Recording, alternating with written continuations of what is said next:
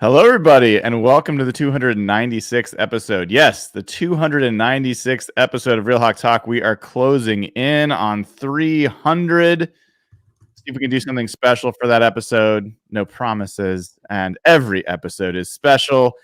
I am Brian Nemhauser at Hawk Blogger on Twitter, and we've got a full crew tonight. We've got such a traveling group that it is hard to get this whole group. Not all of these four folks you see on this screen are even going to be in the same place that they are currently before this game. Like everyone's moving, everyone's on the move. So let me bring in the crew. I'm going to start with Dayna O'Gorman at Dayna OG on Twitter. She just returned from some travel and is going to push through some jet lag for all of you. Dayna, how are you doing? Did you get to watch this game at all while you were traveling? I did. So I was holed up in the Detroit airport yesterday for a while for a layover. And so I propped my phone up on my bag and I sat there and I watched the entire game, not even the condensed one. I watched the whole thing. My husband took this ridiculous picture of me and said, "This is my wife catching up on work emails," which was me watching a football game. So, but yeah, I did. I wanted to make sure I watched it before today. And yeah, it was kind of fun to watch. I'm not Dayna, that photo was so funny. That was so funny. Like you had a pure look. So my perception of the photo was like, I think you were super stressed out, but like to me, it was a look of like, I can't believe like what I'm watching right now. It felt like disgust, but maybe I'm wrong. It wasn't. It was just, I literally said to my husband, I said, "I'm so glad I didn't have to watch this live because I'd have been so pissed through the whole thing. I'm so glad I knew how it turned out before I had to actually watch it." It was just like the most serious look of all time. It was funny. I take my job seriously, Evan. Very seriously. I do wonder sometimes, especially for seasons like this, whether there's people that read that, like the way they read a book is they read the last page and then they read the whole book. People like this. Mm-hmm. Like I almost wonder if there needs to be that option for Seahawks games. In seasons like this, like pretty much basically not watching it live would give you that option. But you miss you do. There's no way you can actually have the thrills if you know what's going to happen. So that's what you sacrifice, which is a pretty big sacrifice. You did hear the voice of Evan Hill at Evan Hill HB. He is chomping on Oreos and drinking beer because Evan cannot do anything normal.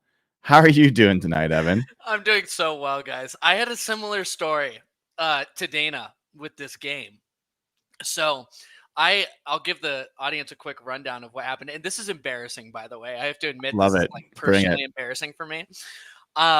So I've been jet lagged from just doing some travel, didn't sleep well, doing some travel. And my time zones has been all sort of whack, sleeping during the day, all that sort of stuff. So the game, I made it to halftime on Monday night during the Eagles game. And I was yawning. I was drinking a beer. I was sinking into that couch. That first half wasn't looking super positive, let's be honest. So I was starting to doze off, and I was like, you know what? This team's so done. They're so cooked. Like, it's over. And I fell asleep during the game. And Jeff and Brian, you can probably attest to this because my texts in our group chat suddenly went silent, or at least my contribution did. And I went to bed at like 7:30 or whatever it was. Woke up the next morning, checked the score, and you should have seen how wide my eyes popped at 5:30 a.m. in the morning. It was like, what? And then I caught up on the texts, and reading your reactions was hilarious. But then I went back and rewatched the game or watched the second half in the morning. But I kind of missed the most exciting game of the year by taking a prolonged nap or early bedtime. So I did get to watch the game, but it was just in two parts. So maybe your consciousness is antithetical to, the Seahawks getting their vibe together. Maybe you need to be in a different plane of existence and consciousness. Hey, if I need to sleep to secure wins for this team, you'll do that for this team. I will gladly take naps. Gladly. What if you have to have Thai food? Thai food? Yeah. Don't you have a thing with like? I mean, I guess peanuts would be your problem. So like, Dude, I got this power drug in me right now. Yeah. I can do anything. Maybe you I can can. eat anything right now. Jeff, at Real Jeff Simmons. For folks that are listening and not watching, Jeff looks fantastic tonight. Looks freshly shaved, like coiffed. He's ready to go. And you've got some travel coming up soon. Sounds like you may miss this next game. Is that right? I'm in a bit of a quandary here. I don't know if I've missed a Seahawks game like in 20 years, honestly. And I'm going away with my wife now, and it's the first day of our trip. It is our honeymoon. I'm going to the Caribbean. The first day is Sunday. We get there on Saturday. Our first full day is Sunday. It's on Eastern time in the Caribbean, so I don't know if at 1 o'clock I can be like, well, I'm going to the sports book to watch Ryan Tannehill against Geno. I don't know what I'm going to do. It's weird. Like when the Seahawks are good, and like the last couple of years, like they've given me so much anxiety during the games. There's almost been points in my mind where I've been like, I just want to know the stupid game ends. I just want to look at the score in an hour and just see what happened, and so I'm not going to have to sweat this out for 2 hours. And the Seahawks, like the last 4 years, have been such a stressful team. But every time I say I'm going to do that, like I'm back watching, probably in 13 seconds. I have no willpower. I don't think I've ever. One time, like I was in San Diego last year for a game, and I'm like, okay, it was the end of that like Arizona game, which the Seahawks almost blew it 3 times. I'm like, all right, I'm gonna just go back to my hotel, see what happens. I streamed it from my phone in a minute. I couldn't last. So I don't know what I'm gonna do. This is a weird one for me. I'm at the follow on like the Score app. I don't know. Like, Evan and Dayna, I need from each of you really quickly your guess. Your bet is Jeff going to watch the Seahawks game, or is he going to not watch the Seahawks game? Oh, he's going to watch. Yeah, he's going to watch. He's totally 100%. He's acting like it's a possibility. He's going to watch way too much football. I'm screwed. Listen, she married you. She knows what she's like, what you're like, right? Like, just pull I'm feeling a little bit nauseous. I need to go back to the hotel room and just lie down for like 3.5 hours approximately. Play it straight. Play it straight for someone who's been married for a long time. Mm-hmm. She, like Dayna said, she knows what she got herself into. I do want to hit the super chat real quick. Michael Mathis, always generous and always appreciated. Evan, if you dip Oreos in sour cream, it tastes like cheesecake.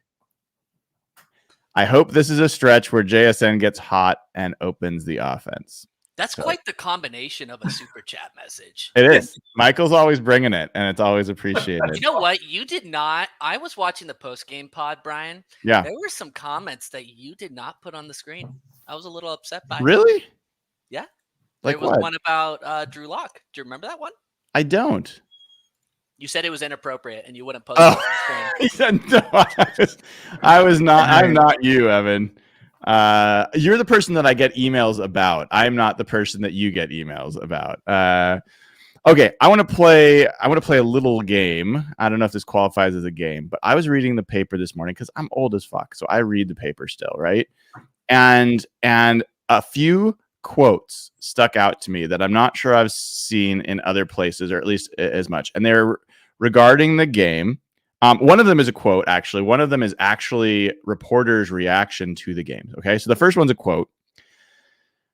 Not having Jamal, obviously you can see that we missed him, Pete Carroll said. We can't wait to get him back this week.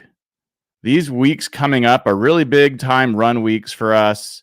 We have to make sure we have all of our firepower out there. We took care of him during the week last week, hoping to help him recover. Okay. Obviously, you can see that we missed him. We can't wait to get him back this week.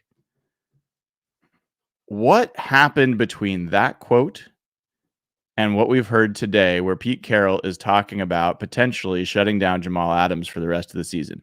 Do you think anything changed? I'm sorry, you said that quote happened when? This happened immediately after the game. I think something changed, but I think it was. I know the whole thing has been about his attitude, and you guys know I always defend Jamal, but I'm not defending Jamal. I'm kind of defending Pete on this one. I'm wondering if like something they found out something about his injury. Like it didn't bounce back. Like it was still swollen. It was this, that, or the other. Or he maybe figured out after watching tape that maybe it would be better if he sat for a while and actually got healthy in case they do make the playoffs. I'm trying to put a positive spin on it because that's my job on this show. But it seems to me that there is I said this in our group chat. That could have very easily been a career-ending injury that he had. There were a lot of people who said that he would never play another snap of football, another down of football, excuse me. And so I think that the way he's played this year actually makes sense to me because I think that injury is really bad, but it is surprising for Pete to go from that positive to that. Usually we get, oh, it's legit. That's the word, right? We didn't get that this time. It was pretty quick spin. Is it possible that initial comment right after the game was just simply like Pete protecting the team and being positive about a guy? I think so. That's my read too. And it may just not be deeper than that because this guy has been through so much, like physically, emotionally, and trying to get back to a fully healthy status. Like, what else is Pete going to say? Is Pete going to say, oh, he sucks, Julian Love played amazing and Jamal's never getting a spot back? Like, you know what I mean? I don't know. My read's similar. I think Pete is just, the messaging is really important to him. I think Jamal's in a bad place right now. And I think Jamal, we can tell he reads headlines. He's in the media. He's very involved. We could tell from what happened a couple weeks ago. I think Pete was sending a public message to him with that first comment. I think he was just sending that public thing to him because I think mentally, he's in a rough spot right now. And me and Brian talked about with Jamal that we didn't think he'd play until December. And coming off that injury, like what Dayna said, you're absolutely right, Dayna. And when he was back for week 4, and as the season's gone on, physically, he's deteriorated a little bit. And I know this is a 2-year injury, but the guy we saw in New York before he got concussed, in Cleveland and Cincy, he was a different looking athlete than what we saw in Dallas. And then San Francisco, to me, was where you could just see he didn't look physically right. He looked like looked like he had weights on his legs when he was running. Yeah. And I'm of the opinion that they should shut him down. But I think what's going on with him right now, and this is just my read on it, is he can kind of see the end of the tunnel in his career right now. And it's like what Dayna said. If you remember what happened with like Earl in Baltimore, some of that was mental issues. But what I see just with a lot of players is these things come and go really quickly. It's not like baseball or basketball where it's like natural decline. If you guys watched the Darius Leonard on Monday night, he was the fiercest linebacker in the league a year or two ago. He had back surgery. He looked worse than Frank Clark's looked this year. There's clips of him. I don't know if you caught it, but I think Jamal is sort of at that stage where he can see the light and he's not handling it well. And I think Pete's trying to send the public messaging to him, but I think they bring him back in and physically they see the same thing I saw in the San Francisco game. He was just not an athlete out there. And I think they bring him in hoping he's trying to be positive, but I personally am of the opinion they should shut him down and try to get him ready for next year. I think that's a great take. At least they restructured his deal to make it hard to cut him next year. At least they did that. That was smart. I'm not personally like convinced they should shut him down. I think that's a totally reasonable thing to be talking about and thinking about, and it sounds like that they are. I definitely am of the belief that there's a thing in baseball a lot of times where they won't throw a pitcher in back-to-back games, a reliever coming off of an injury, they'll wait, they'll build him up. I don't know if Jamal can play back-to-back games. Like, I think that's a totally legitimate thing to like give him multiple weeks of recovery. I think it's also fair to just give him 2 or 3 weeks of recovery and see if you see any like rejuvenation in that leg. And if not, yeah, shut him down. But I agree with you, Jeff. In San Francisco, not only was he not running well, he wasn't playing physically. He was playing patty cake with the blockers. It just was like he didn't belong on a football field. And it's not in Jamal's best interest to do that. And then you kind of contrast that with the NFC Defensive Player of the Week, Julian Love, who has been really playing well and played a terrific game, a game-changing game against the Eagles. I think that's a big deal. So interesting kind of potential changing of the guard. For people that don't know, Julian Love received a 94.1 grade from PFF, which is insanely high. And yeah, Jamal hasn't had a grade like that in his whole time in Seattle. And can I ask, where the hell did that come from? I mean, Julian Love has played well here, there, hit or miss, had some bad games. And I remember when they gave him his contract, we were like, oh, it's kind of a lot, but at this, because it's what is it, like an $8 million contract, I think, if I remember correctly, something around there. And then out of nowhere, he's just on fire. Was it just, in your guys' thoughts, because the Eagles were so bad, which I can't do. No. I have a lot of respect for the Eagles team. But he just exploded. I think it was familiarity. He knows that team. That's fair. He played them twice a year with the Giants. And the thing that, I don't know if you saw Christian McCaffrey on the Manning cast or that clip, they're very predictable in what they're doing right now. They're running like 3 plays on offense. And Julian Love came from a team that he knew in that situation, the last pick, he read it right away that the ball was going to A.J. Brown. That's how he got over there so quickly. And he was able to cover so much ground. I think his familiarity of that team coming from the division was a huge deal in this game. Can I add one other thing? Jalen Hurts has been a little bit of a turnover machine this year. Like, he's almost 20 turnovers on the year. I think it's 13 interceptions, 6 fumbles. It's a combination, I think, of taking advantage of this Eagles offense and the slump that they've been on. I think Julian Love started this season atrociously. And since then, I folks don't remember. I don't think this is as much of out of the blue. I talked about it 5 weeks ago, at least, that since week 3 or 4 of the season, Julian Love was a top 10 safety by PFF grade. I haven't kept track in recently, but I guess it's only gotten probably better. So I think he had a rough start. I think he was playing a lot more nickel and asking to play one-on-one versus now he's playing straight safety. And he looks confident. He looks healthy. And I thought that it seemed to have an effect on Quandre Diggs as well. I thought that pairing looked better. And so, anything we can get there would be good.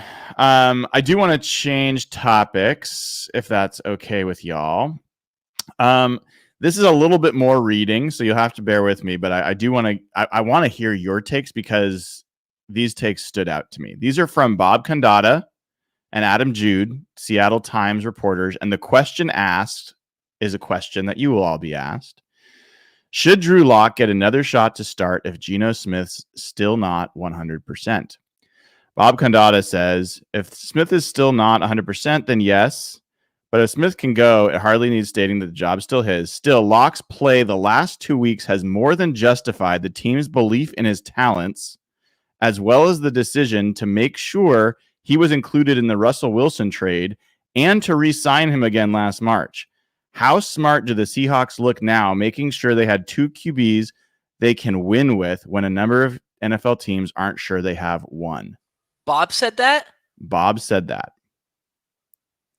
What is your reaction to... I'm going to read you Adam Jude's next, but I want to get your reactions to that. Evan, go ahead. You have a thinking face. Did we watch the same Drew Lock last night, with the exception of the last drive of the game? He was mostly terrible. Okay. And let's not forget that. Okay. And he almost threw a pick, by the way, on that last drive, not taking the drive away from him. Yeah. But with the exception of DK somehow straddling it around his legs and taking it from the defender,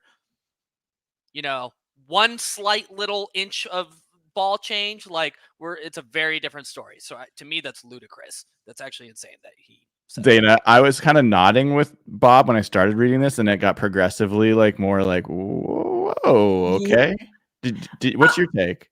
I'm with Evan. I can't believe that he would say that. Yet it is one thing to have 2 quarterbacks you can win with and having a capable backup. They're 2 very different things. I said this on a show earlier today. I thought that Drew was fine. He was the game manager we needed him to be. He didn't turn the ball over. What more do you ask of your backup, right? And then they ran the ball 1,000 times, right? So yeah, I think if Geno is 85%, he's the starter. I don't think that you put the fate of this team in Drew Lock's hands. So I agree that, Drew Lock deserves, the kudos he's been getting for managing to pull up that game and that last drive, but that's a little muchy, Bob. That's a little muchy. Jeff, I'm going to get to you. I'm going to give you a little bit of Adam Jude's response, which similarly starts with the Geno is healthy, then it's his team, no question. I'm going to skip some of this. He says, but if Geno is limited at all going into this weekend, Locke showed that he's capable of leading this offense in thrilling fashion. Those are the two takes from the Seattle Times reporters, and I want is that your takeaway from Locke's performance in this game? Hell no. Drew Lock had a great moment. He had a great moment. Unbelievable drive. And listen, he deserves credit for that. He was a baller on that drive. He was confident. He showed what he can do as a deep passer really, really well.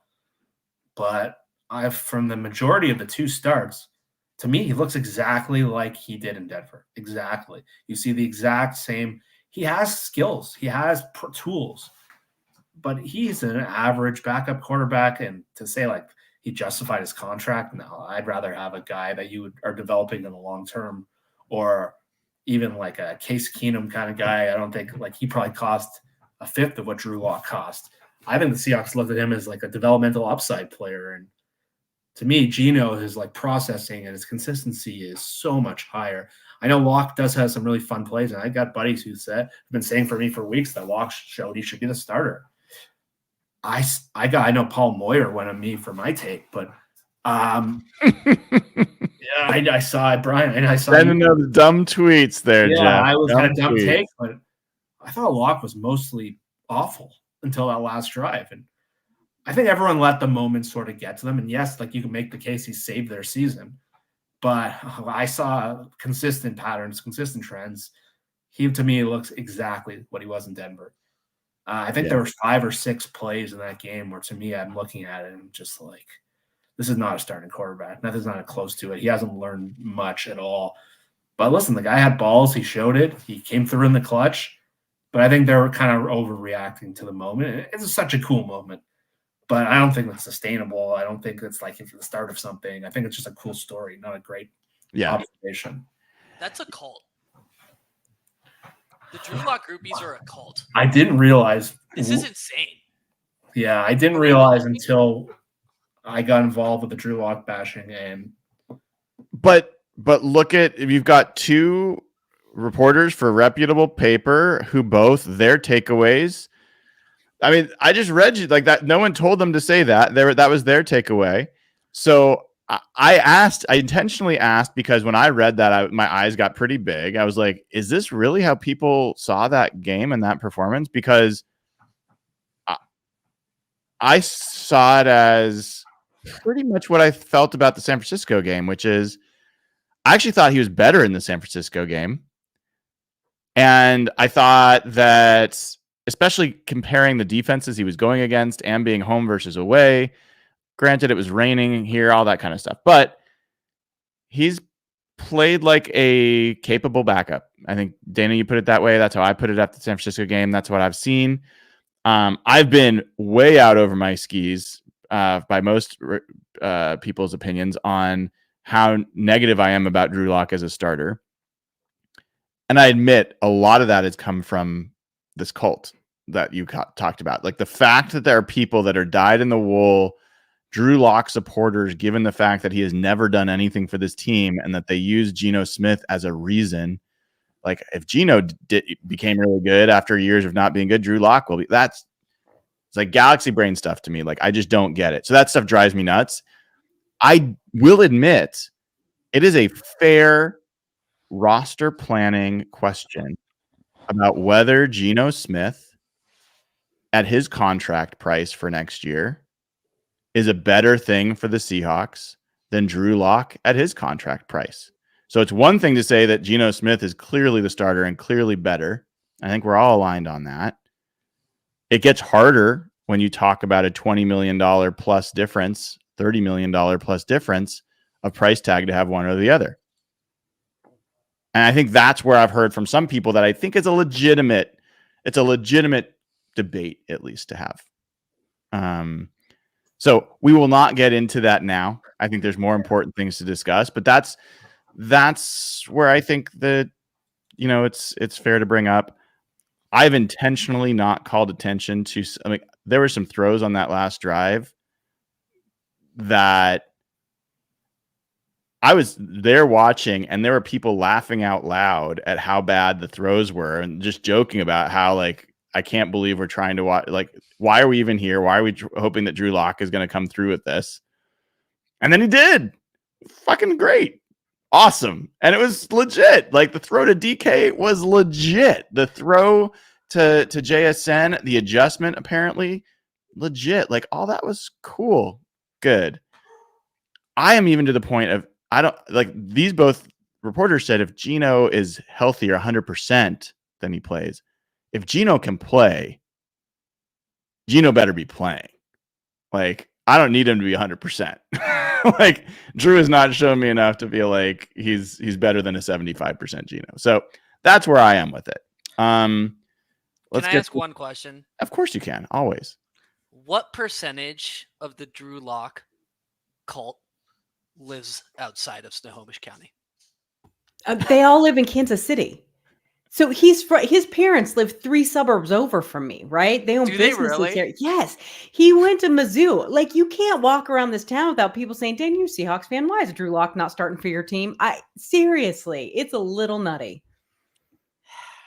I think Evan, there's this huge Venn diagram of people that are not Geno fans and really are anti-Geno. Yeah. People that are huge Pete Carroll fans that believe that any quarterback that Pete gets his hooks into is going to, in this scheme, that people have come to the belief with what happened with Geno and what happened to Russ last year in Denver, that Pete is a quarterback coach and a system coach. And so there's those constellation that turns into this Drew Lock's the guy. God bless him. I hope they never get power, because I don't enjoy watching that guy quarterback the team. Okay, so let me ask this question then. Drew Lock signed so they're paying him $4 million this year. Yeah. Would you re-sign him at that number next year? I would not. He has no starter upside in my mind, and so I want a rookie quarter.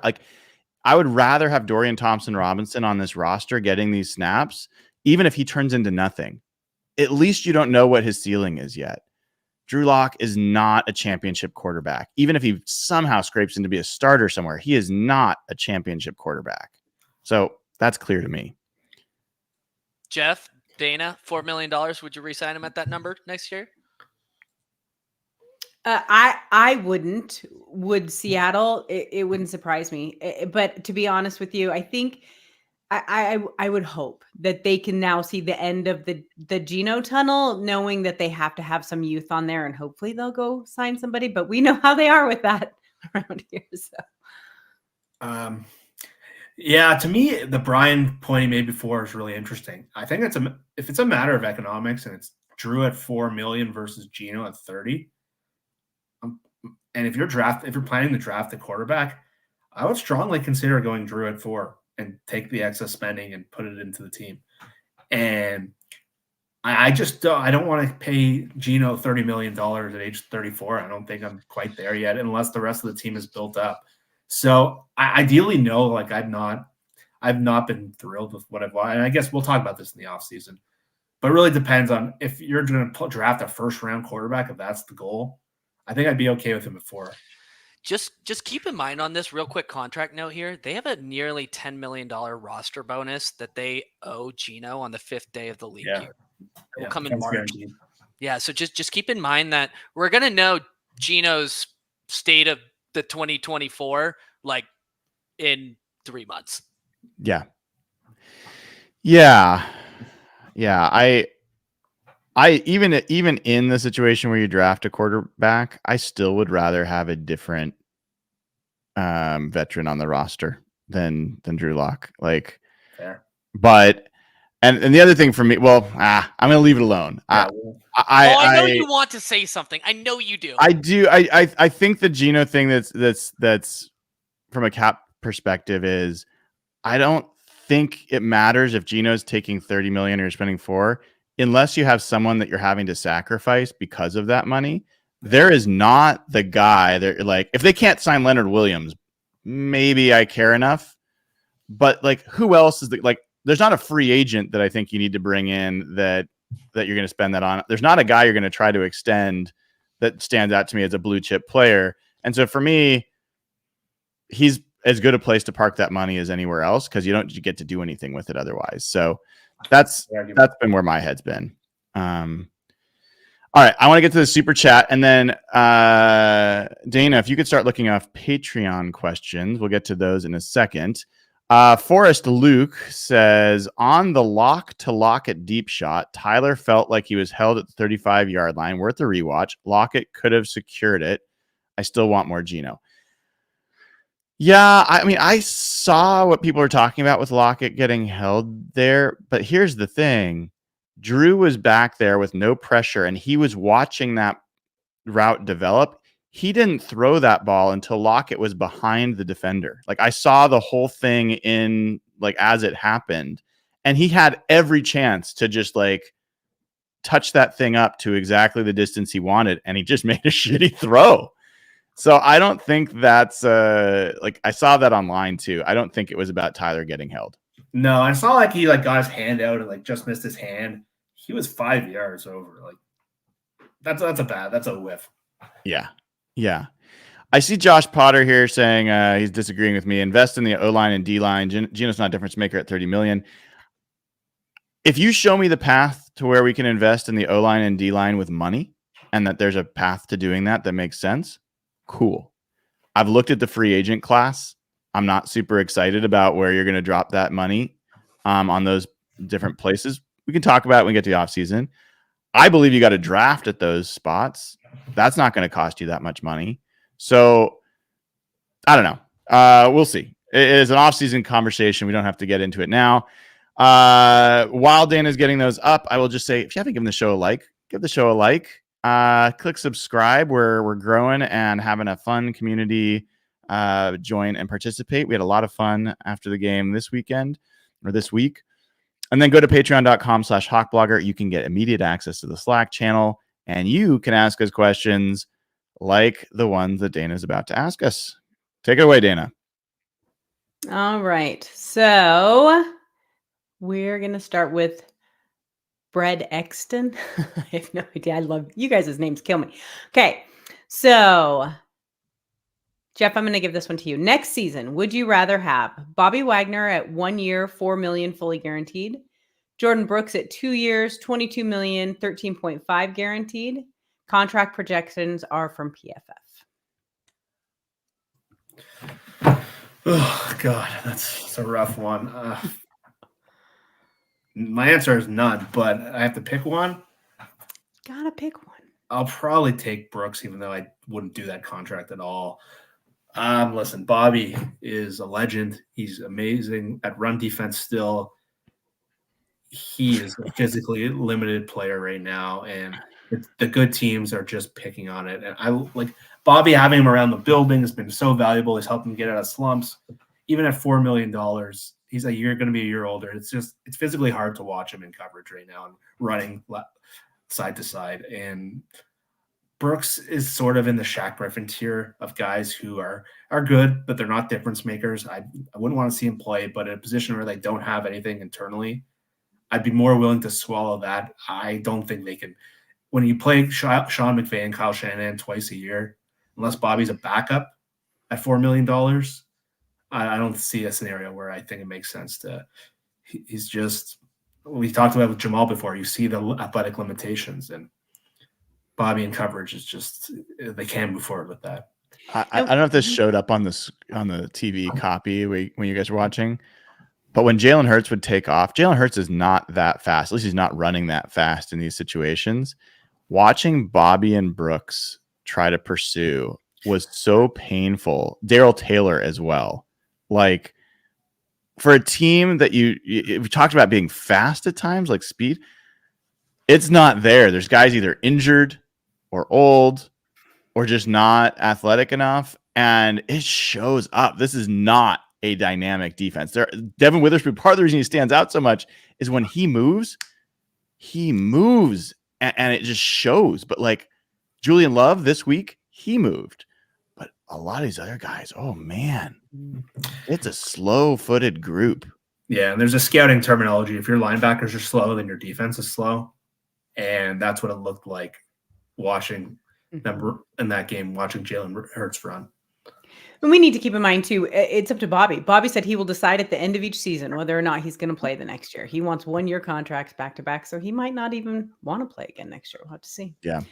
All right. So next question. Anaxum? I have no idea what these names. I love them. Okay. As there is a history of coaches rolling with the hot hand, do you think that Drew Lock should start over Geno? Personally, I don't. I think we kind of already answered that question for you, so I hope you're okay with that. Let's see. This is another one from Brunkston. And this one, Evan, I'm going to give this one to you because it's an interesting question, although I would love all your thoughts on it.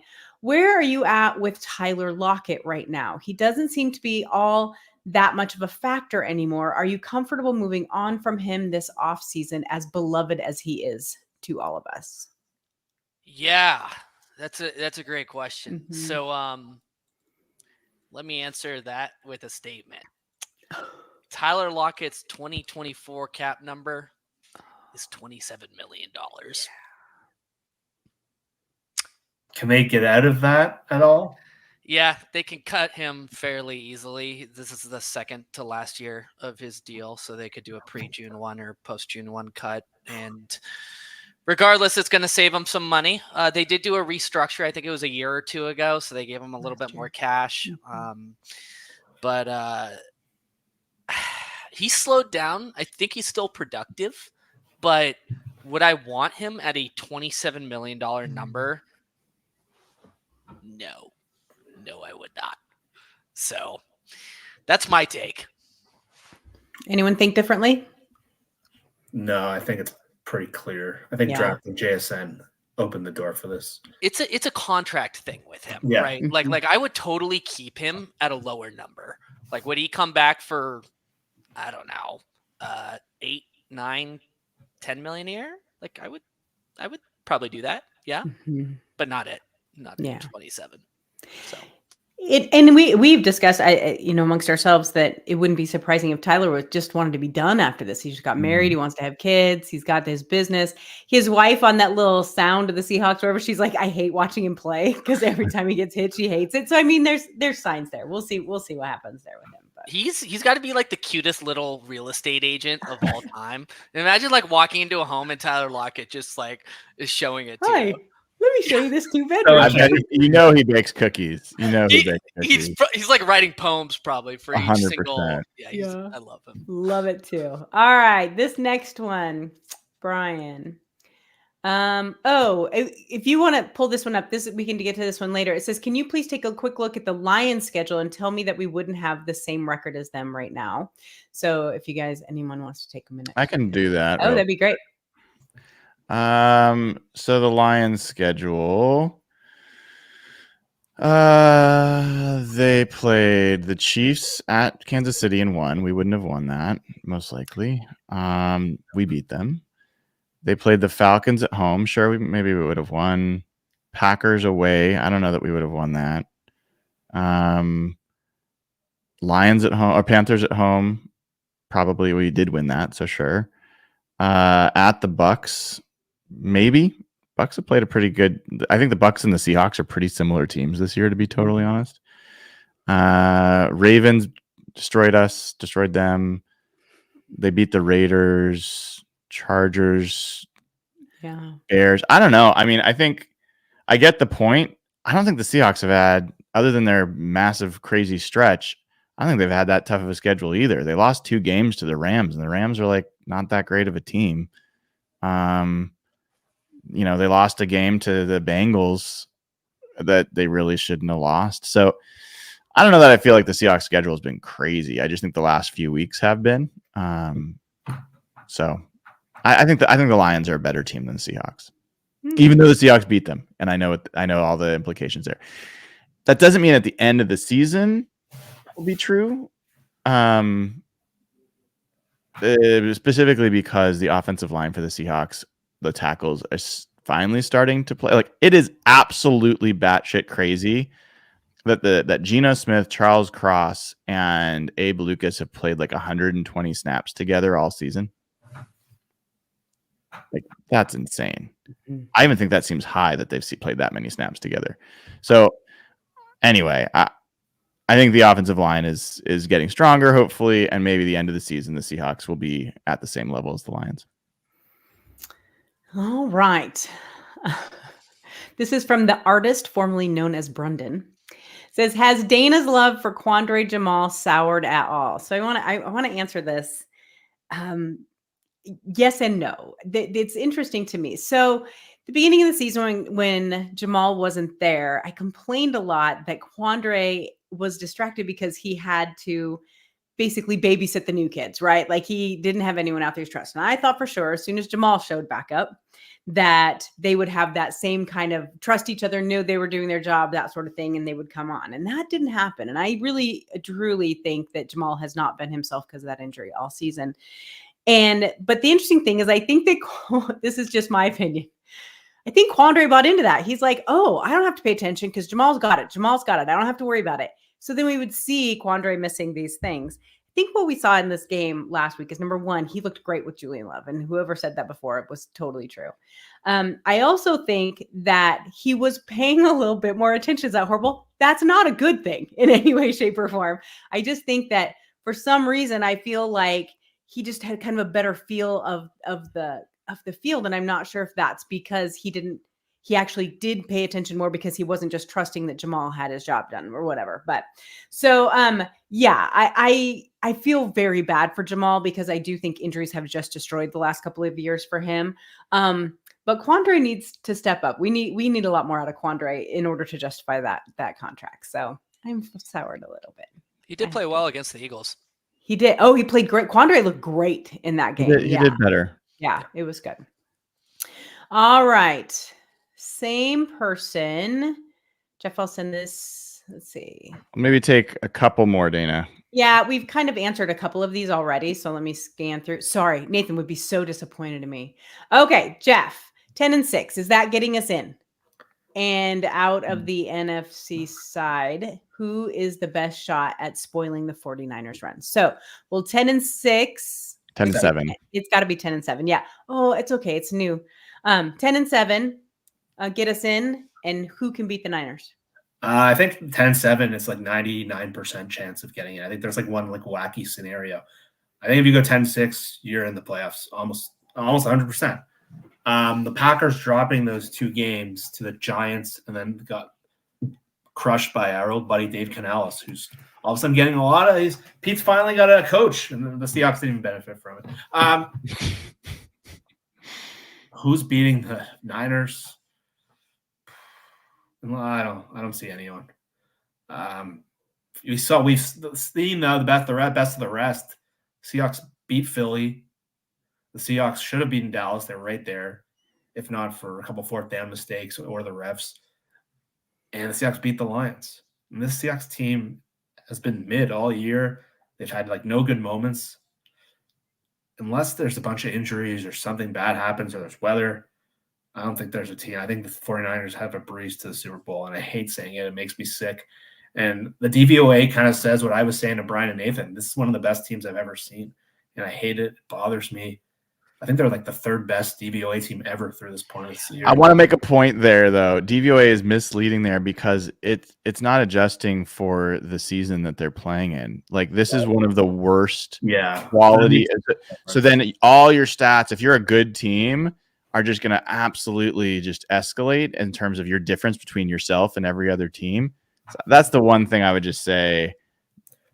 Like Yeah. I would have said Dallas based on how they've looked, but they just got. I don't know if you watched that Bills They game. got Bills worked. just worked them. They didn't even throw the ball. They were running the ball every single play. If the Bills can do that, I don't want to know what Kyle Shanahan could do to those guys. And for all the people who wanted like Ken Dorsey, like the Bills have just emerged without him. So, Hey, yeah, I still like Ken Dorsey. I know, I'm just messing.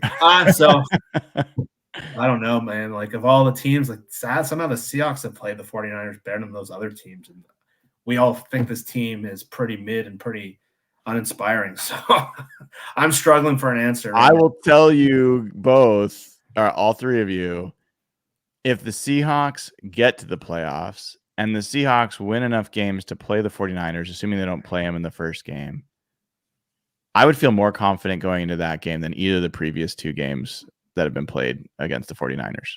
Like, Sure. I'm not saying I would expect them to win. I'm not going to say that. Everyone's like, sure, why not? Well, But I mean, I'm serious. Like, I thought that a different quarterback in that game against San Francisco, if Geno was healthy and playing, I think that would have been a closer game.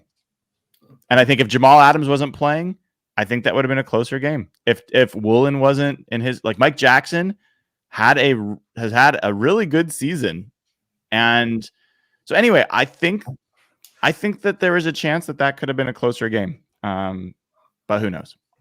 The honest answer to that question might be the Rams. And the Rams in the last, like, since the Seahawks game, the Rams have like really flipped the corner, and they've started scoring like 30 points a game. And when they played the Seahawks, they looked like they were just tanking, like they were going to go into the tank.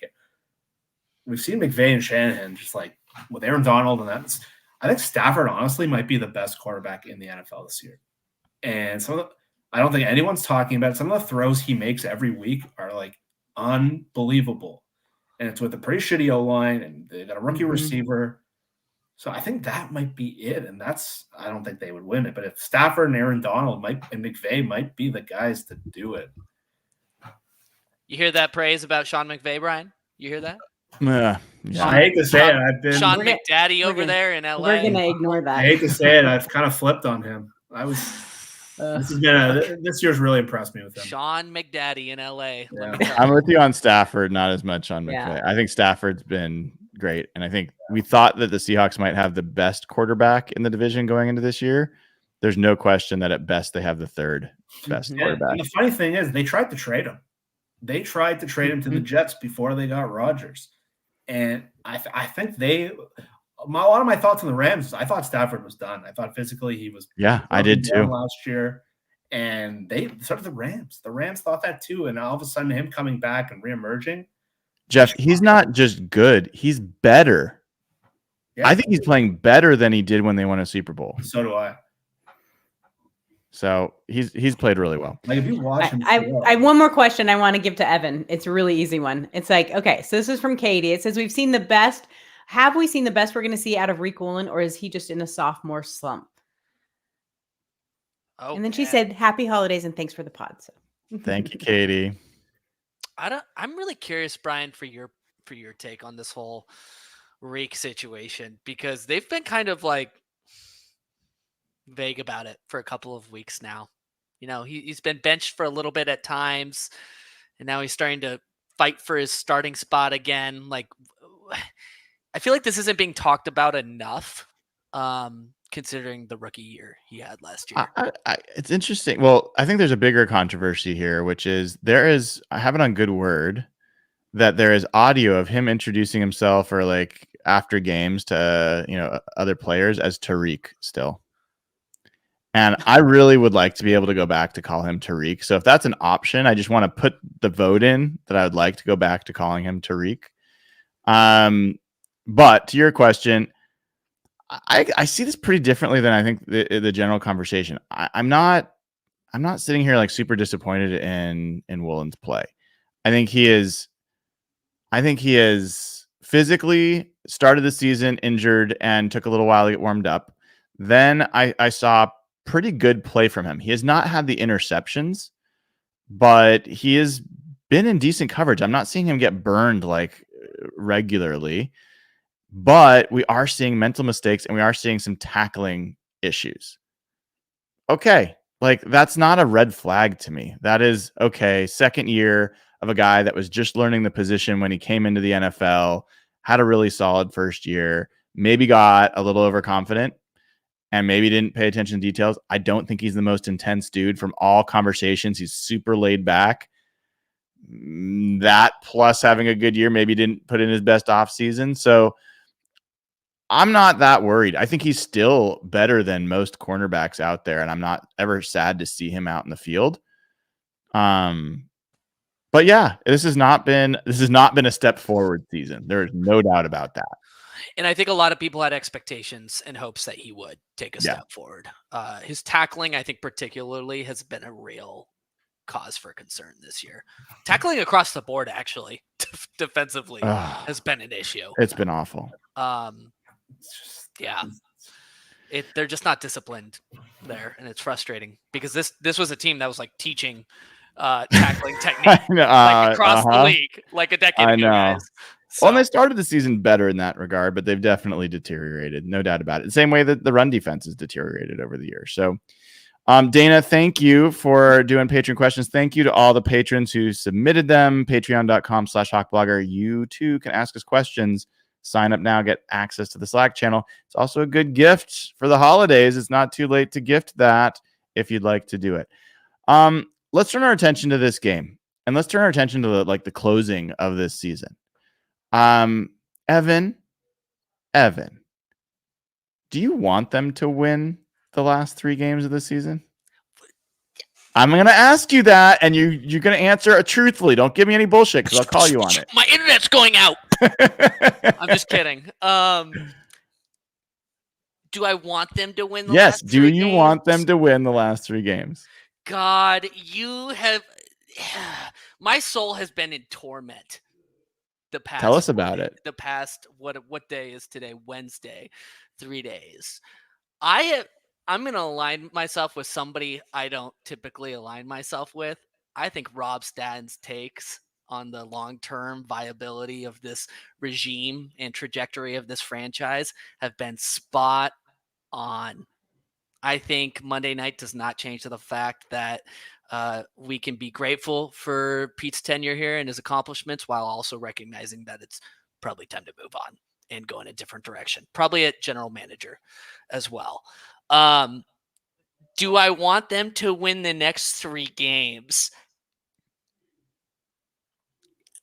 I would not be upset if they lost out. No. What do you want? What do you want? I want entertaining football games. That's what I want. Okay, I'm gonna give you a little breathing room. Jeff, what do you want?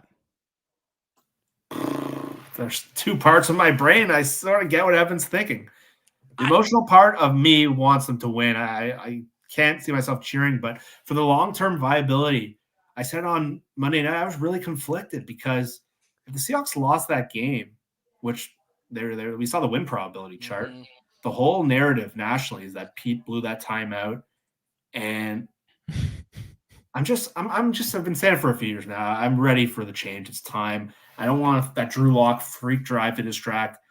I think what's most important to me is the long-term viability of the franchise. So I'm going to say I don't want them to win. If they do, I'm in. I'll convince myself in seconds. But I think for me, I'm at this point, I don't see this team as close to a contender. I don't really care to see them get blown out. I care about what brings this team back. And I think that's a change. And I think before I come to you, I gotta talk to these guys for a second on this. So I want to come to you because I know your take's going to be different. What if I told you that they won their 3 games and they still hired Dan Quinn as their next coach and Pete stepped down? So you do get a new coach, but it's Dan Quinn. Of course, I'm in. You say yes, so that's enough. My concern is that finishing this season on a 4-game winning streak is going to cloud the judgment of ownership and prolong Pete's leadership over this franchise. And so I think if you get a new Dan Quinn Like, I'm limiting it to that because I think Sure. that's a realistic scenario. I'm not saying that they'd fire him. I'm saying that he would step down and pass the baton to someone that they all feel really good about, Dan Quinn. Jeff, what about you? I would take that scenario. Dan Quinn would not be my handpicked choice, but to me, the upside of one versus the other, to me, I'd take that. He's really good at hiring assistant coaches. 100%. I would be open to if it's just Quinn versus Pete. I'm taking the Quinn door. Okay. Last thing, and then we come to Dayna. So Dayna, you're gonna have a great answer because you had plenty of time to think about this. Next scenario, they win out, make the playoffs. They win 2 playoff games, but Pete comes back next year. Do you want that? Evan and Jeff, this is pointed to you two. Answer the damn question, Hill. Jeff? I'm going to say no. I'm going to say no. False hope. No. I think it's a watered down NFC. I've seen enough. Interesting. Evan? I'm in the same camp. Mr. Show me the playoff wins. When you get the playoff wins, your answer is fire the coach. Okay. I respect you sticking to your guns. This is what I wanted to learn. Dayna, what do you think about all that? Because I know you want them to win the games. I think that, of course, hell yes, I want them to win the games. You know why? Because I'm a Seattle Seahawks fan. I want them to win some damn playoff games. And Pete's not going anywhere next year anyway. You guys have lost your ever-loving minds. If you think they lose out and all of a sudden Pete's gone, you're on drugs. There's no way in hell Jody Allen is going to fire Pete Carroll when he just beat the Eagles. Even if they lose out, even if they get 2 steps higher in the draft, because that's all it'll be is like 1 or 2 places. That's it. Because I don't care about the draft position, to be honest. Like they sort of lost that with the win last week. But did you see that picture of him after the game, Dayna? Did you think anything of that, or are we just crazy? You know what they're talking about, Dayna? This picture of Pete? No. Tell her about it, Jeff. Oh, of him on the field? Yes. Taking it all in. Yeah. I don't think Pete's getting fired. I don't think there's a single scenario where Pete gets that's fired. what I'm saying. He's but not Albert getting fired. And Mike Garofalo were on the radio last week, and there's chatter in league circles that Pete's ready to step down, and Quinn is the guy they're targeting internally. Mm-hmm. And then that photo comes out of him just taking it all in. I wonder if there's smoke there. I'm with you there. I don't see a single scenario where they fire him. Right. It comes down to this for me, guys. And this is not directed to you, Dayna. This is just as a whole. I care about winning Super Bowls. That's what I want to do, is I want to contend for the Super Bowl. I know it's unrealistic to expect that every single year. I want to either be contending or on the path to contending. So that means rebuilding. I have pretty much close to 0% hope that Pete Carroll will lead us to another Super Bowl. It's not about winning regular season games. It's not about winning playoff games. It's about contending and contending for winning a Super Bowl again. That's the priority. Sure. That makes total sense, but that wasn't the question. Yeah. So the question was, do you want them to win or do you want them to lose out? Neither of it changes that situation, right? Because we're not contenders right now. We're not going to go in and win a Super Bowl. I mean, weirder things have happened. It was pointed out to me the year that we played the Steelers in the Super Bowl. The Steelers had to win like 7 games in a row or something crazy to win it, and they did.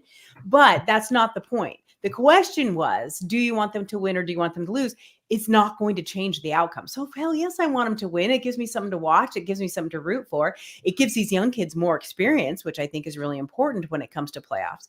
But it's not going to change the fact that A, this is not a Super Bowl team right now, and B, that it's not going to get rid of Pete Carroll if Pete Carroll doesn't want to be getting rid of. Now, if he wants to retire, and you're right, the quote that came out of Dan Quinn that says, if I get a head coaching position, like that just kind of popped out of nowhere. It's like, that made me real happy because, I love the defense. So I'm okay with that. But I don't think that what Brian's question changes the scenario at all. So if it's not going to change whether or not we're winning a Super Bowl this year or whether or not we get a new head coach, unless Pete wants to go, yeah, I want him to win. I think that's a great take and a great point. And Evan, here's the thing I'll plant in your head, and Jeff too. I think there's a better chance of Pete stepping down if they win out than if they lose out. Okay, you can sell me on that one. You can, if that's the case. Dayna, Brian, I will admit I'm wrong. That's not right. It's not a right or wrong thing. I'm just saying I'm ready for something new. Like you watch Tomlin and you watch Belichick. Andy Reid got fired in Philly. It's time. I'm ready for something new. I want to be inspired by a football team again. Mm-hmm. And all year I've been frustrated. And there's talent here. You talk to scouting people on the team. There's talent on this team. I know, Danny, you made a great point. It was a great point. So I want to see something new. That's really interesting, Brian. Right? I had not thought about that. Yeah. As like potentially he leaves on a happier note. May not be a fairy tale ending, but if they had lost to the Eagles 5 straight, and then the rest of the season they end up like with an 8-game losing streak or losing like 7 of 8, then I do think there was a potential for a coaching change that was not up to him. I do feel like that's now. I agree with Dayna. I think that's probably like very unlikely. I don't think they're going to lose 3 straight. I don't. I would be. Maybe they do. I don't think they will. I think the odds are they're probably going to win all 3 of those games. I'll tell you, there's one game that really concerns me. Which? I know exactly which it is. Arizona. Yeah, it is. Watching Bobby Wagner try to run against Kyler Murray and Jamal, if he's back, that could be a problem for this defense. And they're a scrappy team, but that one matchup is. Sorry, I had to show that up on the screen. I did that. I was like, I don't think I clicked on that. I did it. Picturing Bobby by week 18 trying to run with Kyler, that brings me a lot of nerves. Yeah. So I'll add an additional element here. The Seahawks have lost the 2 games that I've gone to this year. Okay. Rams and Niners consecutive weeks. And I am literally I'm deciding in the next hour and a half if I'm going to go to the Cardinals game in Arizona with a couple of people. Should I buy tickets for this? Hell yes. No. Yeah. Hell yes. Hell yes. Yes. Absolutely. Like I have zero superstition about this Seahawks team. Zero. So like I don't believe you have any power over what's going to happen. And I feel differently than you two about that game.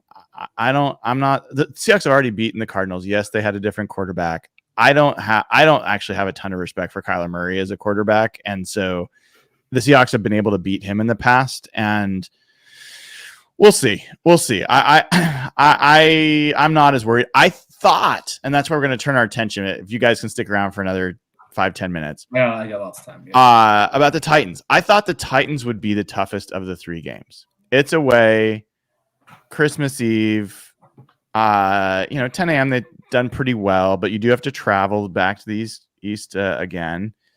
And I'm sitting here looking at, it was going to be Will Levis, but now it's like Ryan Tannehill. Tannehill threw for 350 yards against the Seahawks last time they played. Derrick Henry, who, while he's not the guy he used to be, is still top 10 in the NFL in rushing yards. He had 180 yards against the Seahawks last time they played. They couldn't bring him down. If they can't tackle Christian McCaffrey, how are they going to do against Derrick Henry? Then I started thinking about Jeffrey Simmons, great defensive tackle, great name. And you start looking at this group, and I'm like, that's not a good team, but that's a challenging. But then, Jeff, I actually started looking at, oh my God, they lost their left tackle recently. They're throwing out some free agent, like undrafted free agent there that's doing terribly. Their line play, like the Titans used to be known for their offensive line, and it's just awful right now. Skoronski, the guy that we were very high on, has not played very well this season. Defensively, Jeffrey Simmons has been out the last couple of weeks, and it's looking like he probably will not play in this game. They also just lost their other defensive tackle. I think it's Pecco, or I can't remember his name, but he just went on IR. So they're playing 2 no-name defensive tackles. They traded Kevin Byard although the guy playing for him is playing a little bit better than he was. Their cornerbacks are bad. I'm like, am I crazy to think that this is going to be a tough game? Like, if Geno Smith can play, is this a win? Is it that straightforward, or is it more complicated than that? I think it's that straightforward. Historically, this is the kind of team that would give the Seahawks that we've been in the last few years, kind of a softer finesse team, a ton of trouble. Like we saw that 3 years ago. This is a really different Titans team. That team back then had A.J. Brown, and they had like a huge reception from Julio Jones in that game. And Derrick Henry had 0 yards last week. 0. What? I didn't 0 even know yards that. last week. That's crazy. They lost to Case Keenum without C.J. Stroud. And Will Levis was the one thing that was kind of uplifting the team in the last. They were getting killed by Miami. Levis had like the crazy stretch to win that game. Levis got hurt last game. And it's just they made that horrible A.J. Brown trade, and they just haven't recovered. They're very weak. And now they've become weak in the guts, like you said. They're in that bottom quadrant with like the Giants and the Panthers. If you're ranking the worst offensive lines in the league, the Titans are in that quadrant. And the Mike Vrabel Titans have been like that physical, tough, kick your ass in the trenches. And then you take their defensive linemen out. This is a very different team. They have DeAndre Hopkins, Woolen's a really good matchup for him, actually. So they're very. He played him last year really well, and they're just Ryan Tannehill is probably going to start. He's fine. They don't have the players that typically beat you up in the middle of the field, and that's where the Seahawks are so vulnerable in defense right now. Yeah, so vulnerable when they were just like throwing to Dallas Goedert in the beginning of the game. So I do think the Seahawks match up really well. Earlier, like last year, this team, even 2 years ago, this team would have given this Seahawks team a ton of trouble. But they're just not there. Of all the teams I watch, like this is the team I probably watched the least because they're just so uninteresting. They don't have they have the guy with my name, and other than that, who are their good players? Yeah. I mean, Levis was interesting, and Levis Dayna was really fun. He was fun, and a missed opportunity for the Seahawks. I don't know if I would say that I wish that they spent their JSN pick on Will Levis, but I would have hated it at the time. But Levis looks like an interesting player. Dayna, the Titans, even with this, like Levis injury is new. Mm-hmm. That is different, but they've won 2 of their last 4, and 2 of the 4 that they lost were in overtime. And they're 4-3 at home. Even though they're a 5-9 team, they have played much better at home than they have on the road. Do you think this game is? How close do you think this matchup is for the Seahawks? Well, I was looking over the Titans schedule, and occasionally they have these crazy games where they keep themselves in, but they've also scored 16 points 4 times total. Another time 15, another time 14. They don't put up a ton of numbers, and they turn the ball over. So if Geno is there, I think that it's not hard to score more than 14 to 16 points to beat a team. Although I do think it's a team that needs to be somewhat respected, just because I have a lot of respect for Derrick Henry, obviously, and our run defense isn't always that great, but their line is such a disaster. I mean, look at that hit Levis took. They got him the concussion. It was all in his line. That was a mess, right? Seventh sack, I think it was. Yeah, it was insane. And so I think that that this is a game. I was asked earlier today if I thought this was a trap game, and I said no. I really think Seattle's past trap games at this point. They know what they have to do to get to the playoffs. They're 5 teams at 7-7, and so they know they have to win out in order to get there. So I'm not worried about them not being up for this game.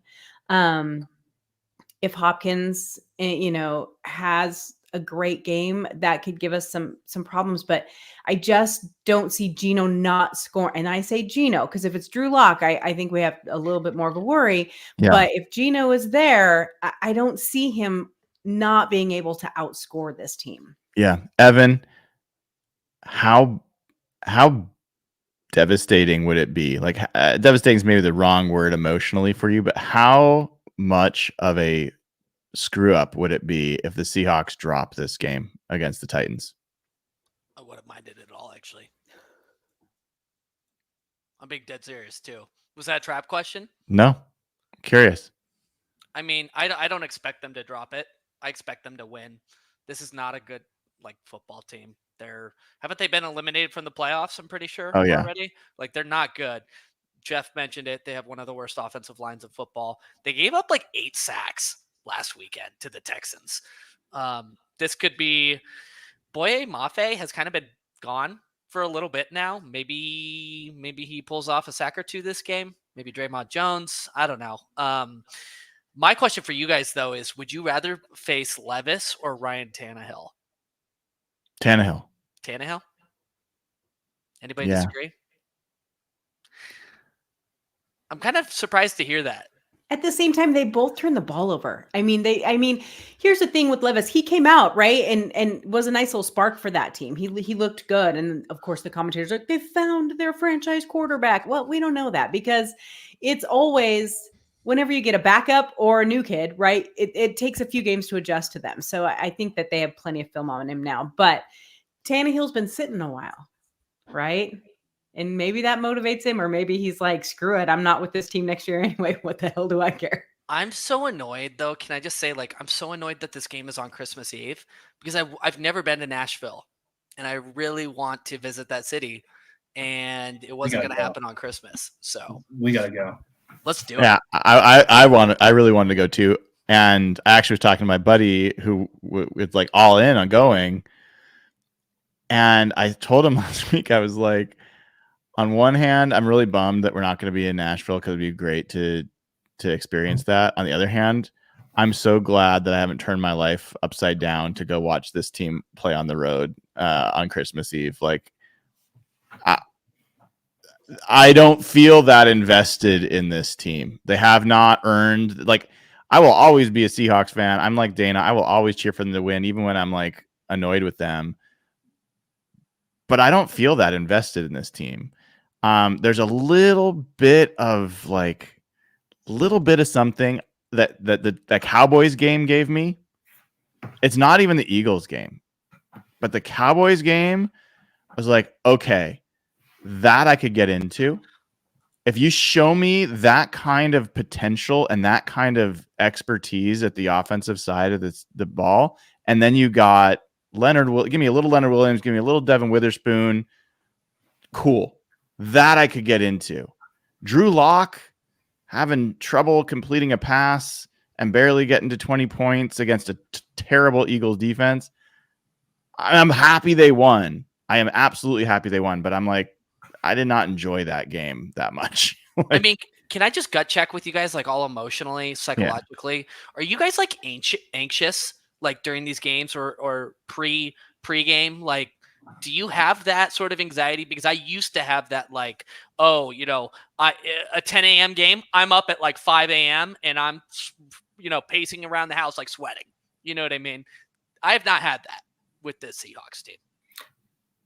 No, I went out the door for me with the Rams game. The Rams game to me was where they just killed any emotion I had left. It was a turning point of this season. Yeah, that's really a game. That's a game that takes a lot to lose, and I was so mad at that game. That's what I mean. That killed any. Brian's really upset with the heavy Jason Myers that was at play during the stadium. Super windy. Jason Myers, that fucker. So. Dayna, I'm curious. You were kind of nodding along. Are you feel similarly? Well, to be quite honest with you, it's been a few weeks since I've gotten to watch a game live, and that always makes life a little bit easier. But no, I'm not at this point because, again, in my mind, like I said before, it doesn't really change anything right at this point. So it does kind of take that pressure off. I want to see them do well. I call them the kids, but the rookies and the young players to play well and get that experience. But the anxiety of, oh my God, we have to win this game because then this is next. That's kind of gone this season for sure. Yeah. That's a shame. Hopefully, I can see the outline of that coming back. If they win these last 3 games and they do it playing well. Yeah. Like, especially on offense, I think we'll all feel very different going into the playoffs. I think if they win 2 playoff games, not just one, but they win 2 playoff games and they're in like the NFC Championship or whatever, like, I'm serious. I don't think that's as crazy as that sounds. I don't think that's like a wildly And that's because of the NFC this year. Yeah. Yeah.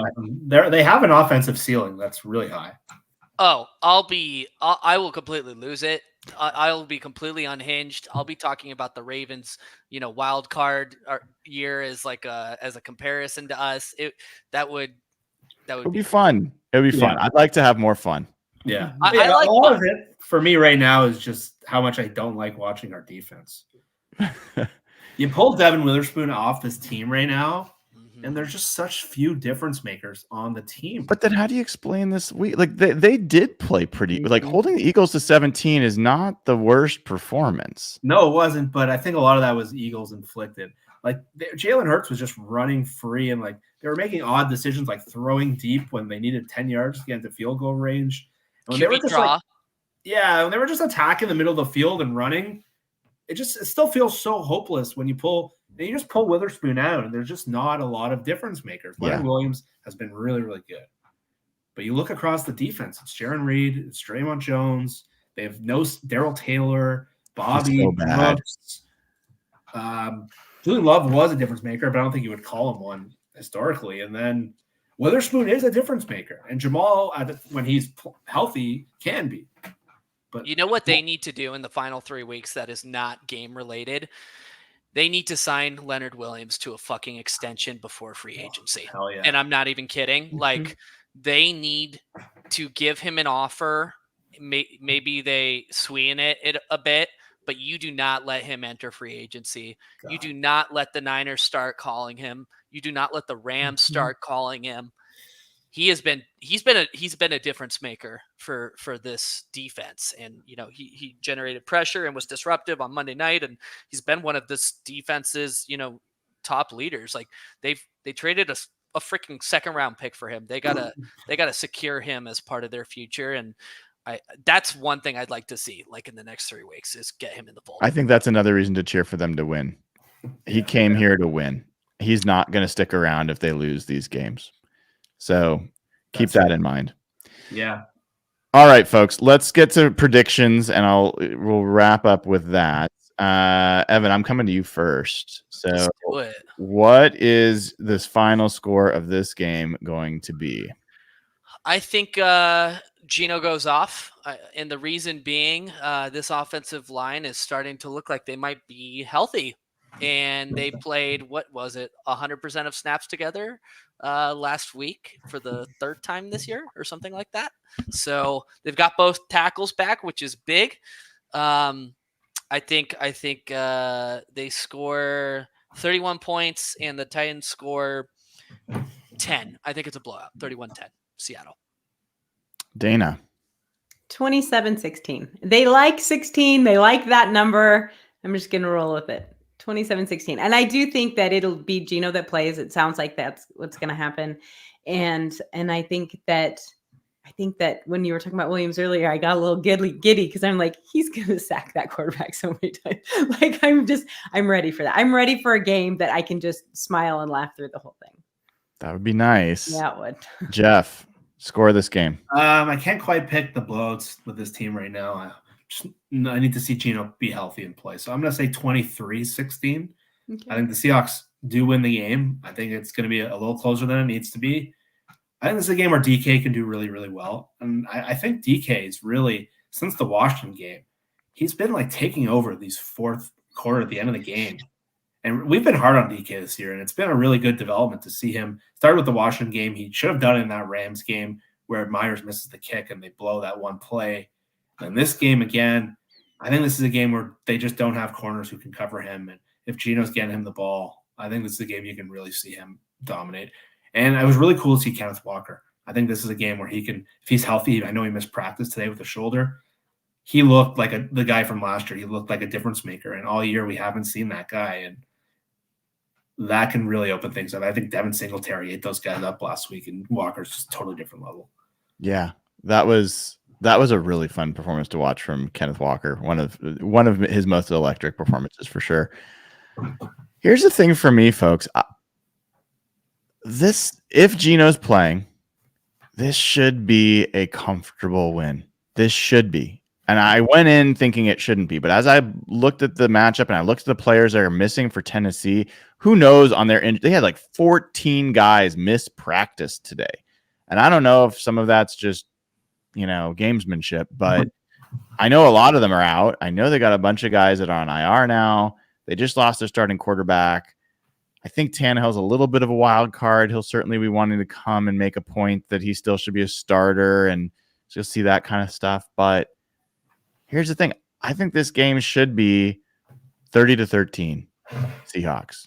It should be. And that's what I'm going to go ahead and predict. But this is why my question for you, Evan, was about like how hard would it be if they don't win is I feel like that's how it should have been with the Rams. Now the Rams are a little bit different for a lot of reasons. But this team has not earned, in fact, it's in the opposite of earning any trust with any kind of matchup. So last week against the Eagles was the first time all year I had this strong feeling that they were going to win. Turned out they did. I thought Geno was going to play. So I feel even more confident if Geno had played, they would have won more comfortably. But they got to do this, man. They got to, and they don't have to just win this game. They should win this game comfortably. And if they don't, I'm going to be annoyed.